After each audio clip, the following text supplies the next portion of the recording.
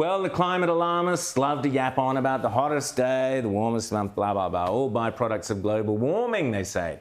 This weekend, Australians were warned about the polar blast, ice blast, coming through, high winds, etc. Time to bring in Ian Plimer, Professor Ian Plimer. You've got 3 new books out, not just one. This is the bloke who can't write just one book, he writes 3. But these are 3 really, really important books. Now tell us, you're shivering here in the cold. It's been cold, I'm sure, out in Broken Hill. First of all, tell us about your 3 new books.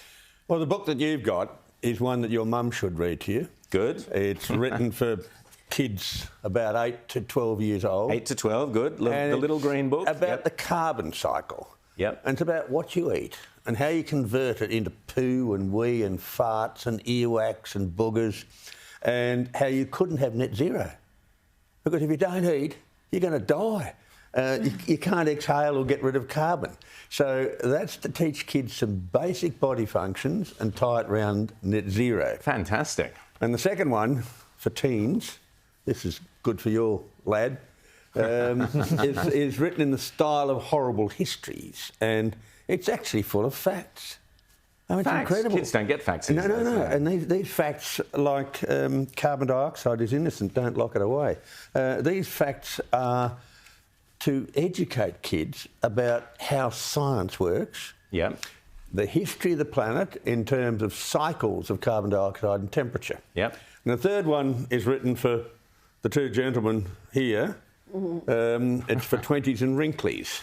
And it's basically a summary of the history of the planet, and then tying that into human history and tying that into what we consume and some of the harebrained ideas that people have got.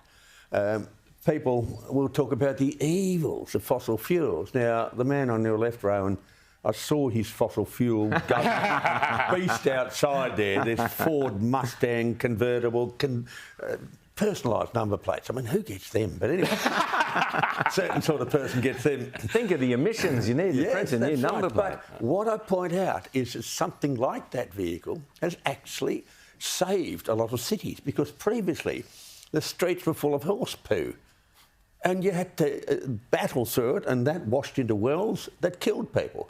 The whales were saved by people actually having oil. Instead of burning whale oil in a lantern, you burnt mineral oil. The forests were saved. Instead of chopping them down to make glass and steel, you actually started to use coal. So this is a story very different from what kids are being taught. And I go into the history of the planet, where we see time after time after time, floods, fires, extinctions. And, you know, when someone talks about the hottest day or the cold front, we've seen it all before. You've only got to look back in the past. You can look back in this last 150 years and see we had much hotter times in the 30s. If you want to look back into the cycle of cold and warm times, the interglacials and glacials, we've been cooling down for the last 4,000 years with spikes of warming and cooling. Now, kids don't get taught any history, anything about the Earth, any scientific facts. And so this book, this trilogy of books, is written for 3 different age groups.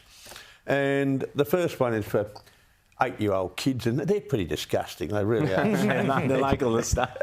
You target it very well. I focus on farts. Now, the chemistry of farts is really very interesting, and I advise kids before they go on a school excursion what to eat if they want to stink out the bus. And the farts move. You'll have the kids lining up for that Rita. At 10 kilometres an hour. Well, just moving along from bodily functions, we heard earlier from Minister Plimer talking about why Australia can't have nuclear. She says it's most expensive, it's more than a decade away, and it's not the answer. So do you have any response to her assessment of the situation? Well, she's a drongo. I mean, obviously, when you look at countries like Finland and Sweden and France and the UK and the US, and they all have nuclear. What's the problem with it? It's been around for a very long time. We've had a nuclear power station which generates about 20 gigawatts of power, but that's for making medical isotopes. We've had that for more than 60 years. We've already got a nuclear industry in this country. It's just out of her electorate. She doesn't seem to realise it. Well, we've also seen, Ian, in Texas, recently. So Texas boasts of all how it's turned itself into the great solar power windmill place, but electricity costs there have gone up 6,000%. Now, you know, are we looking at similar things here under Chris Bowen's regime? Well, we are. Texas is rich in gas. It's rich in oil. It can bring coal from the north down on the railway systems. Texas is a very, very wealthy state. We are a very, very wealthy country. We have an enormous amount of energy, and we're quite happy to sell it to others, yet we're putting up our own electricity prices. This is absolute madness, and ultimately, people out there have got to think of their hip pocket and say, this is going to kill us. This is going to kill off industry. We have to stop ridiculous political moves that are done on ideology and forgetting the science, forgetting using electrical engineers, forgetting using people who know the systems. James. But Ian, the whole thing seems to be very sort of, you know, cult-like at this point, this whole sort of push for net zero and where it all goes. And one of the things, and I'd love you as a geologist to talk about this, we've seen all of these headlines around the world, as we do every year from June to August, really surprised that it's hot in the Northern Hemisphere during those 3 months. Could you just sort of try and put some of the sort of hottest month and hottest day on record in 120 million years or whatever they were saying into a bit of perspective? And I'm particularly curious about a lot of reports I've been reading that Tongan volcano explosion back in 2022 ejected so much material and vapor into the atmosphere that much more than, you know, what I happen to be driving today is doing to drive hot temperatures or different weather. I go into that in this book, which I'll give to you. But if we look at the history of the planet, for more than 80% of time, it's been warmer and wetter than now. If we look at the history of the planet, we have been cooling for the last 50 million years. We're actually in an ice age. And during an ice age, you have periods where it's a bit warmer and interglacial, like 125,000 years ago, or 7,000 years ago, and you have colder periods. So these cycles are totally and absolutely ignored. Now, we've only known these cycles for more than a century. We've only known about ice ages. Geology textbooks have had climate in them for more than 250 years. We've known about this for a long while. So we're actually reaping the rewards of a dumbed-down education system because people don't know history and they don't know about the Earth's evolution.